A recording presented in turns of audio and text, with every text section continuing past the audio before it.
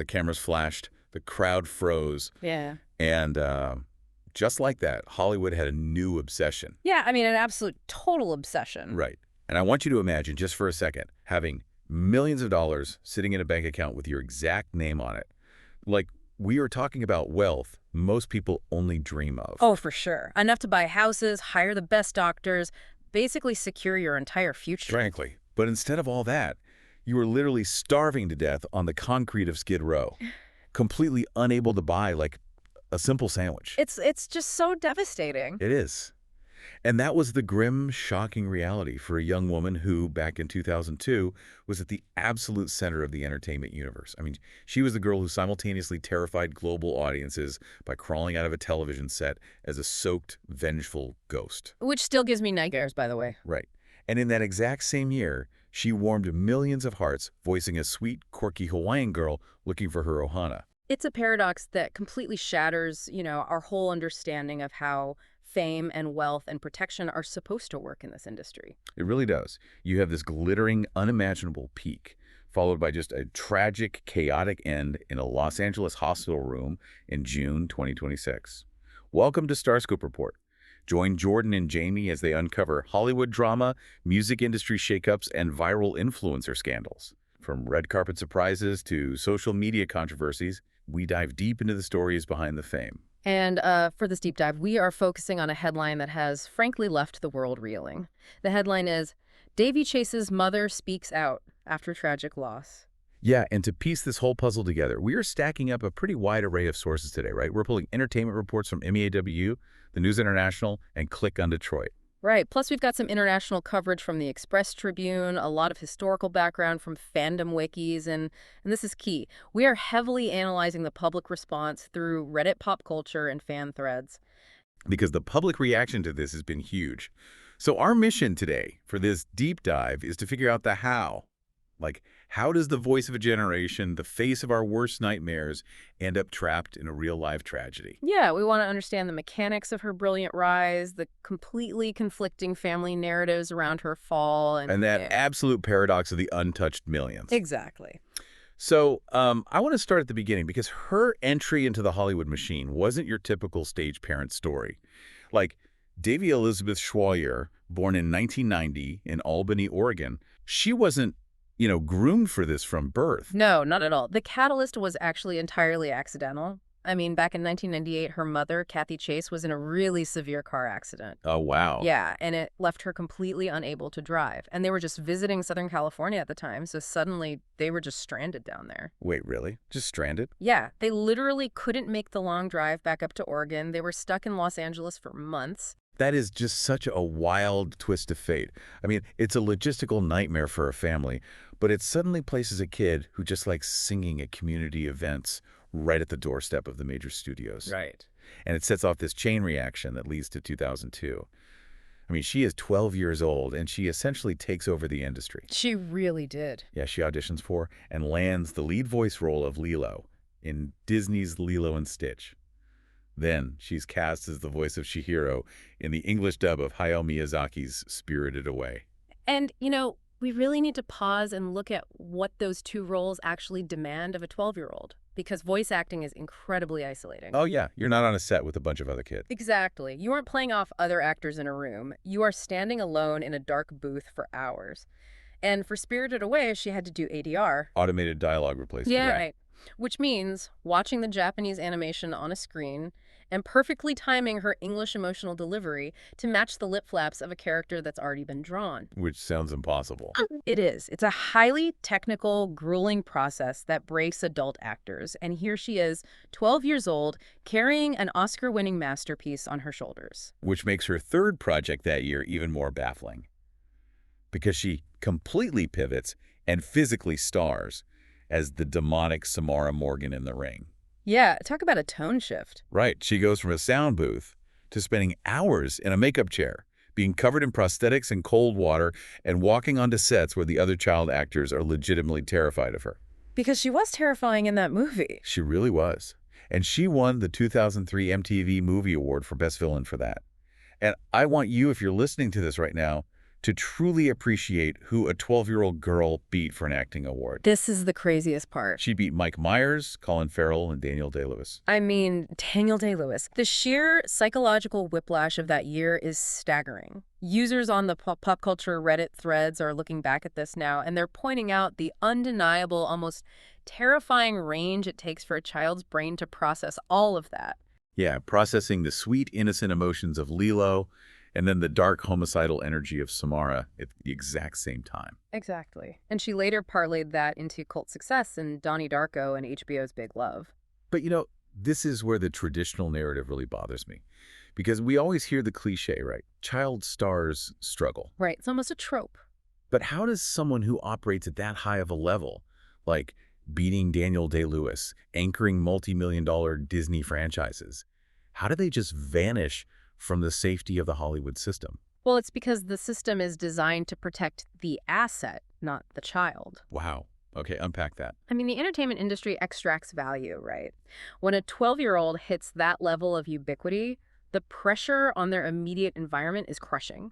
They stop being just a daughter or a student, and they become the primary breadwinner for an entire corporate apparatus. So they're suddenly a walking corporation. Yes. They are surrounded by handlers and lawyers and managers. But once the immediate utility of that child fades, once they age out of those specific roles, that entire apparatus just packs up and moves on to the next 12-year-old. So they just leave? They do. The protective structures evaporate, leaving behind a teenager who has never actually learned how to function in the real world. That's so dark. And honestly, that's not even the wildest part of how the system failed her. Later in this deep dive, we'll talk about the multi-million-dollar fortune she couldn't touch and the mysterious figure who claimed to be her savior in her final days. Yeah, that part is truly unbelievable. So let's look at the lead up to the end, because in late 2025, this heartbreaking video surfaced online. It basically showed Daveigh on the streets of Los Angeles, severely emaciated and just visibly unwell. And when her former manager, John Ryan Jr., and her stepsister, Gaia Brown, saw this video, they panicked. They actually went out and hired a private investigator. Which shows they were still trying to help. They were. Ryan himself went down to Skid Row, physically walking through the tents, desperately trying to locate her so he could get her into a facility. But by the time they mobilized, the transient nature of the streets had just swallowed her up. She was gone. And here is the detail that absolutely stops you in your tracks. Huh? When John Ryan spoke out, he revealed a financial reality that makes absolutely no sense on the surface. Yeah. Because Daveigh was not broke. Not even close. She had millions of dollars sitting in a SAG-AFTRA trust account. Right. This is money generated from a lifetime of film residuals, but primarily it's from a massive ongoing merchandising deal for Lilo and Stitch. Oh, because Disney merch never stopped selling. Exactly. Think about the theme park attractions, the toys, the apparel that still sells globally today. That money was constantly flowing into an account with her name on it. So why is she starving on the street? I mean, if I have a bank account, I go to an ATM. Well, it goes back to those legal mechanisms designed to protect child actors. Let's look at how Coogan accounts and SAG-AFTRA trusts actually operate. Historically, child actors had the money stolen by their parents, right? Right, like Jackie Coogan, which is where the name comes from. Exactly. So the law stepped in. A percentage of their gross earnings, plus all residuals, must be placed into a blocked trust. It is literally a fortress. No one can touch it until the child turns 18. Okay, but wait. She was well over 18. She was in her 30s when this was happening. Yes, she was. But the fortress doesn't just, open its doors automatically on your 18th birthday. It doesn't. No. To access those funds, especially accumulated residuals held by the union, you have to navigate some serious legal channels. You have to provide current identification, maintain a verified bank account for transfers, sign complex tax documents. Basically prove legal competency. Exactly. Now, apply those strict requirements to someone suffering from a severe, all-consuming heroin and fentanyl addiction. Right. Fentanyl strips away your executive function. A person living tent to tent on Skid Row likely doesn't have a valid driver's license. They definitely don't have a mailing address or the cognitive ability to sit in a lawyer's office and execute complex financial transfers. So it is the ultimate glass vault. She's living on the concrete, and she can metaphorically look through the glass and see the millions of dollars that could easily pay for the best, most exclusive rehab facilities in the world. Yes. But she cannot break the glass. Yeah. And, I know what you're probably thinking at home listening to this. If she has millions and she is incapacitated by drugs, why couldn't her mom or her manager just pull a Britney Spears? Right, the conservatorship question. Yeah, why not just file for a conservatorship, take legal control of the money, and force her into rehab? Because that is the tragic blind spot in the legal system. To establish a conservatorship over an adult, you first have to physically locate them and formally serve them with legal papers. Yeah, and you have to get them evaluated by medical professionals to prove they are incapacitated. If an addict is highly mobile, hiding in the transient population of Skid Row, actively avoiding their family, you simply cannot get them into a courtroom to execute the conservatorship. The legal system basically requires A stationary target, exactly. wow. So the very bureaucracy built to save her life actually became a financial death trap. I mean, the trust did its job perfectly. It kept the money safe from anyone else. But it had no mechanism to deal with a medical emergency. Exactly. Wealth without wellness is entirely useless. It really is. And hey, if you're loving these Hollywood twists and uncovering the real stories behind the headlines, make sure you're subscribed. We've got even crazier stories ahead. Because trying to figure out how she ended up in that glass vault brings up another really confusing layer, doesn't it? It definitely does. The timelines from her own family completely contradict each other. Yeah, so we have two starkly different accounts from her divorced parents. We're obviously just reporting what the sources say here. We aren't taking sides. But her mother, Cathy, vehemently denies ever kicking Daveigh out. Right. According to her mom, the addiction didn't start until much later in life. She said that in 2016, Daveigh supposedly suffered a motorcycle accident, was prescribed heavy painkillers by doctors, and that legal prescription eventually spiraled into an illicit opioid and fentanyl addiction. But then her father, John Schwalier, told the New York Times a drastically different story. He claims the drug problem started way back when she was just 13 years old. Wow, so right after that massive 2002 peak. Exactly. And he said she had a severe falling out with both parents by age 19, which led to years of total estrangement. And see, when family narratives fracture this severely, it usually indicates a long, painful history of chaos behind closed doors. Addiction makes reliable narrators almost impossible to find. For sure. And the public sees this contradiction. One user on Reddit summed up the devastation perfectly, writing, quote, "Money that could have kept her safe, comfortable, and helped her out of substance abuse. Right. Absolutely shameful." It really hits hard. But wait till you hear what came next. Because when the tragic end finally came, the people claiming to speak for her couldn't even agree on the truth. Yeah, the ending here is so bleak. In June 2026, Daveigh Chase passed away at a Los Angeles hospital at the age of 35. And the official cause of death wasn't just a standard overdose.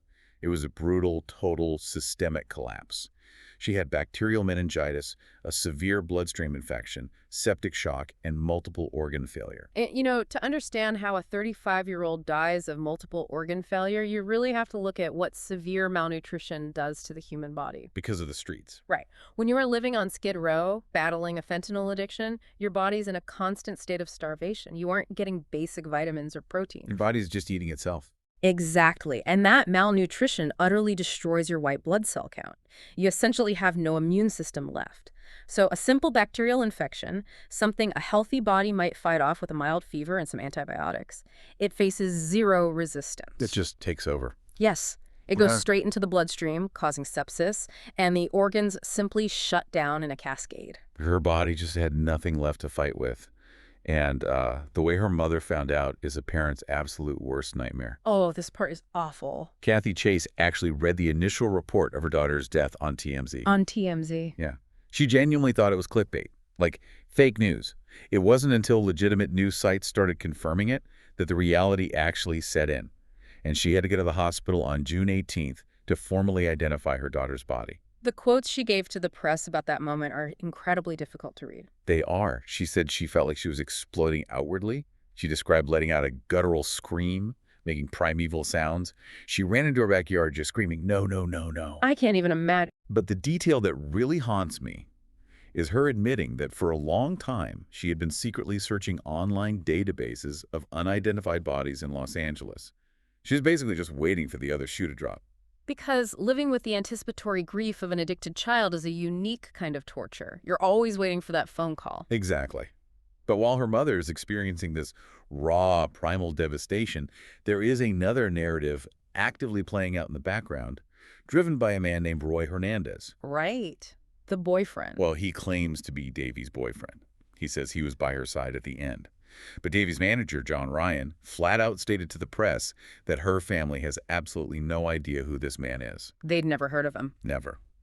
And Roy didn't just claim to be her boyfriend. He launched not one, but 3 separate GoFundMe pages, all with completely different stories. This is where it gets so suspicious. Now, let's look at the grift here. Okay. GoFundMe number 1. He claims they met while she was homeless on Skid Row, and he blames her entire situation on a vicious dispute with her mother. Then, GoFundMe number 2. The story shifts entirely. Now he claims the hospital medicine wasn't working, and Daveigh supposedly wanted to leave medical care to spend her final days comfortable with him. Which contradicts the first story. Right. And then GoFundMe number 3.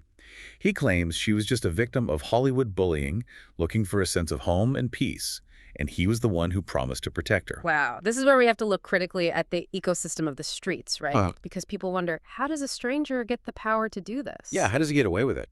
Well, when someone is estranged from their family for nearly a decade, living in the shadows, it creates a massive information vacuum. Addiction isolates a person from their anchor to reality, which makes them incredibly vulnerable to opportunistic relationships. But I have to push you on this. I mean, is there any world where Roy Hernandez genuinely was the only family she had left in that dark, isolated reality? Or is this just textbook exploitation? Because Reddit users are highly suspicious. They're asking how a supposed boyfriend can launch aggressive fundraisers when the actual family hasn't seen her in years. It's a fair question, but the shifting narratives on the GoFundMe pages strongly suggest narrative manipulation. Testing the waters. Exactly. It looks like someone testing different emotional angles, blaming the mother, blaming the hospital, blaming Hollywood bullies, just to see which specific story elicits the most sympathy and obviously the most cash donations. It's so manipulative. It is, but think about it. In an emergency room, if an incapacitated patient comes in off the street with no ID and a person standing next to them confidently claims to be their domestic partner, the hospital often has to rely on that person for information. They don't have time to run a background check. Exactly. The chaos of addiction creates a void, and a predator can step into that void and craft whatever reality benefits them financially, simply because the victim can no longer speak for themselves. It is just a dark, predatory end to such a bright beginning. But before we wrap up this deep dive, there's a haunting detail hidden in her most famous movie that actually changes how we view her entirely. We'll look at that next. Yes. Stay tuned and hit that subscribe button so you don't miss what's coming next, because this final connection will give you chills. So in 2009, Daveigh did an interview with Interview magazine. She was 19 years old, trying to transition away from those child roles, and she stated her ultimate life goal. What did she say? She said, quote, "I want to do things that will change someone's life, not something they'll forget about tomorrow." That is a profound level of self-awareness for a teenager. It really is. And following her death, fans flocked to the Lilo Stitch Reddit threads to reevaluate her work. And when you watch that movie now, armed with the knowledge of her estranged, chaotic life, the lines she delivered as an 11-year-old feel chillingly, uncomfortably authentic. Oh, absolutely. Just listen to the actual dialogue of Lilo. She says, "I remember everyone that leaves." Or when she screams at the sky, "Maybe send me an angel, the nicest angel you have, and the one that completely breaks you. Leave me alone to die." Wow. Hearing those now, it's heavy. Yeah. Fans are speculating that you don't get that level of raw, aching perfection from a child actor just by asking them to pretend. Mm-hmm. They believe she was pulling from a very real, very dark place of family dysfunction that was already brewing behind the scenes. And it forces us to completely re-examine her art, doesn't it? The great tragedy of brilliant child actors is that they often use their work to process traumas they don't yet have the vocabulary to explain. That makes so much sense. Right.